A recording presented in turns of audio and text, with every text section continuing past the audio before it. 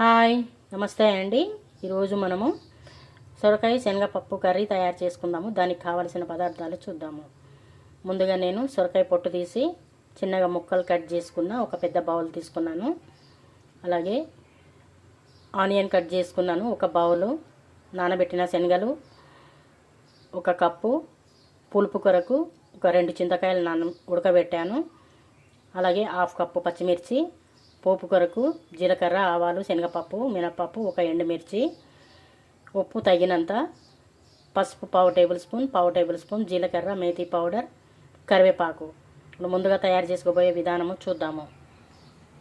ముందుగా stove on చేసి ఒక బౌల్ పెట్టాను. ఆల్రెడీ కొంచెం ఆయిల్ కూడా వేసాను. ముందుగా తాలింపు గింజలు వేద్దాము. తాలింపు గింజలు మంచిగా చిట్పట్ అంటున్నాయి కదా.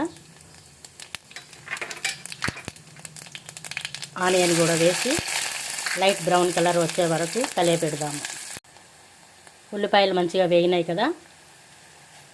ఇప్పుడు నానబెట్టిన శనగలు కూడా వేసి ఉడకబెడదాము. ఇప్పుడు ఒకసారి మూత తీసి చూద్దాము.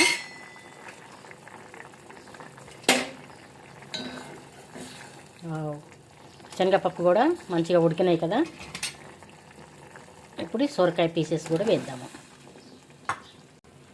సొరకాయ ముక్కలు వేసిన తర్వాత రాళ్ళ ఉప్పు, పసుపు, జీలకర్ర, మేతి పౌడర్ వేసి మొత్తం మళ్ళీ మంచిగా ఇలాగా కలియపెట్టుకొని మూత పెట్టుకుందాము.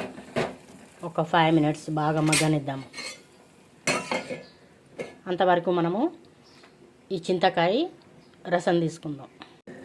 ఇప్పుడు ఒకసారి మూత తీసి చూద్దాము సొరకాయ ఉడికిందో లేదో.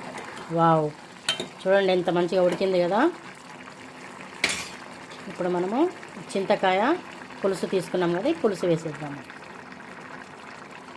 వేసి ఒకసారి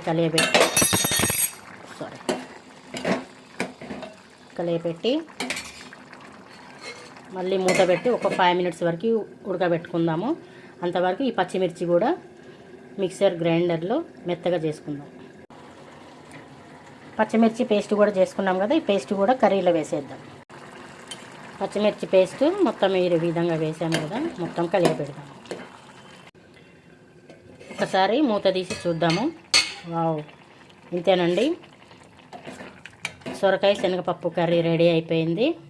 ఇప్పుడు కొంచెం లాస్ట్లో కొత్తిమీర వేసి స్టవ్ ఆఫ్ చేసేద్దాం. నచ్చితే ఒక లైక్ చేయండి. Thank you.